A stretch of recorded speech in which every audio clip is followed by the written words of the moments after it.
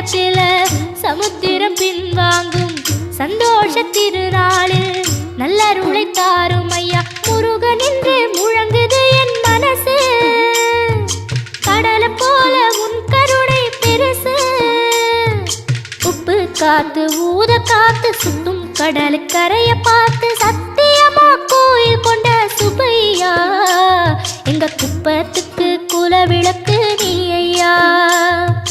திருச்செந்தூர் ஆண்டவனே வேல் முருகா, தினம் உனக்கு நன்றி சொல்வோம் மால் மருகா. திருவடியில் தவம் இருப்போம் திருமுருகா.